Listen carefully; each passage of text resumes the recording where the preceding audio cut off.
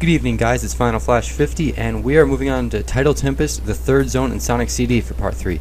So, you see this really badass scenery that we have here? Sorry to say, we're going to be leaving it behind right away. And, yeah, what we're leaving it behind for, you can see it yourself. We are in the Labyrinth Zone of this game. Whoopee! No, actually, Tidal Tempest isn't nearly as bad as Labyrinth Zone. Just the way it's designed, really. The level design is a lot more wide open. Most of the water parts aren't forced upon you anymore, as in, if you stay in the top route of the level, you'll dodge them. And not to mention the music is just badass. In particular, the present and both future themes, good and bad. By the way, speaking of future, this looks like how you time travel right here. A red spring leading right into a future sign. Yeah, no thank you. We're actually traveling to the past for this level because I plan to set the future for Tidal Tempest to be good, because it did kind of bother me that I didn't do that for Collision Chaos, but I've always had trouble finding those robot generators, so it didn't really bother me that much. I'm going to have all the time stones by the end of the game, that's all that matters. So, Tidal Tempest. Yeah, I don't really know what the purpose of making that really cool scenery at the beginning of the level is if you're just going to leave it behind right away. I seriously think it's them trolling again, like making you think you're about to play something else and then sending you right back into Labyrinth Zone, just like they did in Sonic 1 with that last level. Okay, so you may or may not have seen where I got the past sign from that I have right now, but what I've noticed is that once you make it this far into the level, it's kind of hard to find them. Like, I wasn't able to do it, so I know that's not the only one in the level, but once you find one, you're going to want to hold on to it until this part. Yeah, in Sonic CD, whenever you see two red springs facing each other like this, that's basically the game telling you, here, go ahead and time travel right here, this is your spot. Okay, so here we are in the past of Tidal Tempest. This is what it looks like. Except I'm not just here to show it to you this time. I actually did say that in the last part, but no, I actually do have business here in the past. I'm trying to get the good future of this level. I think it looks pretty. So that's where that generator is. It's right next to where you can time travel. That's pretty convenient. Alright, I gotta be careful now. I'm not losing these rings. There's no more enemies, but there's still spikes somewhere in this level. I know they're out there somewhere. No, I think I'm almost done with the level. Yeah, it's right here. And this would be a good opportunity for me to actually tell you about what the level says at the end. If you just stay in the present time, or just travel to the past or the future or something, if you don't destroy that generator, it will not say Sonic made a good future in Zone 1. It will just say Sonic got through Zone 1. Anyway, here's Special Stage 5. And this is where the special stages start to get difficult. Yeah, you may notice the UFOs are moving faster now, and the stage is just set up more difficult. Like, the jumps you have to take to get them are a little bit,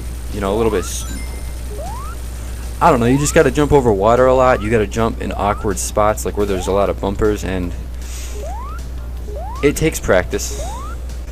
Honestly, as long as you do a bang-up job not landing in the water, you'll be just fine though, because there are these things you can trip over that looks like it hurts you because you drop a bunch of rings, but they actually don't do anything. They're just to like slow you down, which, you could argue is a good thing for these special stages. Okay, so there's one more thing I guess I could tell you about them. If you run your time down low enough, like I think it's down to like 30 or 20 seconds, another UFO will appear in the center of the level, but that's not like required for you to get or anything. It's not the stage getting harder. If you go get that UFO before the rest of the ones, it will give you more time. If you start to run out of time, the game will give you an opportunity to earn more of it. And I don't know, in practicing these stages as much as I did for this playthrough, I've concluded that there's really not much of a science to these stages. My techniques are to just use the bumpers to your advantage, like, bounce off of them until the UFO gets close enough to you, and don't land in water. Simple as that. Tidal Tempest Act 2, and before I'm forced off of this cliff here, I'm just going to make the jump. So this waterfall here, it's a repeating thing forever. Like this pit you can fall down, it repeats itself forever. I find that this route right here that you jump off onto, I think it's the best one. I don't know. I don't think there's any better route in this game. I like all of the routes. This game is just designed uniquely enough to where you just play it however you want each time. I mean, that's with all Sonic games, but I do have favorite routes and like routes that I hate to take in other Sonic games. This game doesn't really seem to have any of those. I can tell that there were different level designers behind this game. At least I think there were. It was on a different console, but I am kind of going out on the limb saying that. Anyway, here is how you get the good future for this act of Tidal Tempest. So, you're going to want to go right over here, and these guys spitting flames, they don't hurt you, don't worry. They just kind of send you in the other direction, but it's meant to keep you away from here, because there's a pass sign and then one of these things right here. Yeah, this part of the level is basically just a time machine. Like, they may as well literally have just put a DeLorean right here, and that would have worked too. I mean, the way Sonic is time traveling in this game is very similar to the way in Back to the Future. You know, you gotta go fast enough, 88 miles per hour. Yes! Yeah, that is Sonic saying that, by the way. Whenever you get an extra life in this game, Sonic will say yes. And, you know, he only has a few voice clips in this game, but for the longest time I thought he was being voiced by Jaleel White, who, you know, voiced Sonic in 3 different Sonic TV shows. But no, it's actually not him. For the longest time I thought it was. Oh, look at this here. A Metal Sonic hologram for the water level. Yeah, if you remember, destroying the Metal Sonic hologram doesn't change the future. It just sends animals happily prancing across the level. And I thought it was going to turn this place into some huge, beautiful aquarium, you know, fish swimming everywhere, seahorses and everything. But all I found was that one fish right there, so I just abandoned the water altogether. There wasn't nearly as much wildlife as I thought there was going to be here. Anyway, I don't believe I found the robot generator for this level yet, so I'm going to go show you where that is before the Tidal Tempest is over. So to offer what I can about finding these generators, since this is the last level I'll be doing this for in this game, for this second act of Tidal Tempest, I found you stay on the top route and you will find it. Just stay on the top route from early on and it should come up to you eventually. You gotta make sure you travel to the past though. But yes, there are 2 good futures for Tidal Tempest, so we will now officially be seeing the good future for the boss act, and that makes me really happy because it's a pretty one. Okay, so we move on to special stage number 6, and yeah. So, y'all ready to do some acid? Yeah, this is special stage number 6, and it is quite something. I don't know what gave them this idea, but this one, you know, the difficulty for this one is obvious. Not only are the UFOs moving fast enough now, but the sky is having a mushroom trip. It's so crazy that it actually gets my capture card to glitch out right here. It happens right here. Yeah. I don't know if you saw it or not, but my capture card almost spazzed out, and that was kind of a close call, I feel like, because if it ruined the rest of this recording, I would have been pissed, because I can't always guarantee winning these special stages, and I do in fact nail all of them for this playthrough. That's really satisfying. I was so happy about that. This guy was giving me some trouble though.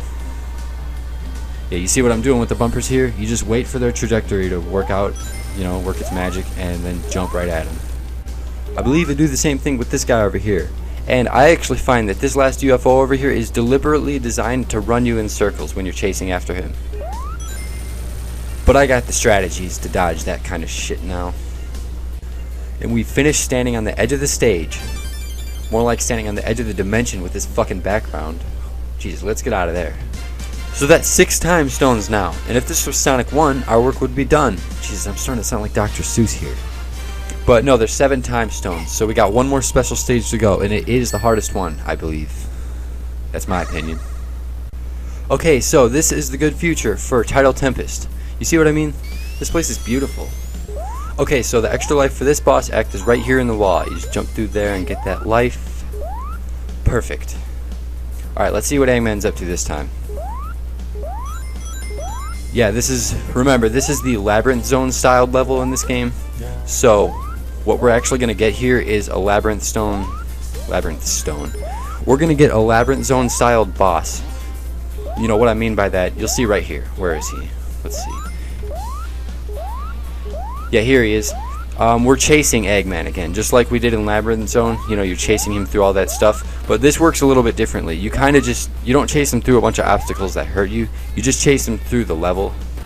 It's just done in a different style, really. But there is an actual boss fight at the end of this one. Otherwise, it would be too easy. I mean, I already damaged his fucking ship, and the boss fight didn't even start yet. Oh, hey, there's some fish. Maybe destroying that Metal Sonic thing wasn't useless after all. So here is our boss, and you'll notice we're underwater and there's no source for air bubbles. No, Eggman will be supplying the air for this fight, ladies and gentlemen. So the gist of this boss fight is that he's got these projectiles he can fire at you, and he's blocking himself with air bubbles. What you want to do is, you know, you want to start eating them up. You want to take his shield away, thus keeping yourself alive underwater. And I think if you keep jumping, he stays at the top there, and if you stand at the bottom of the screen, that's when he'll come down at you. I think I do it right here. Yes, sir. And he takes one hit, no matter how many times you hit him at the beginning of the stage in that one chase scene. No, he's always just a one-hitter, don't worry. So there's Tidal Tempest, and glad I was able to make a good future for this place. But that will soon be a given, considering we actually only have one time stone left to get, and we're going to be getting it at the very early in the next part. So stay tuned for that, where we continue to the next zone in Sonic CD in part 4. See you then.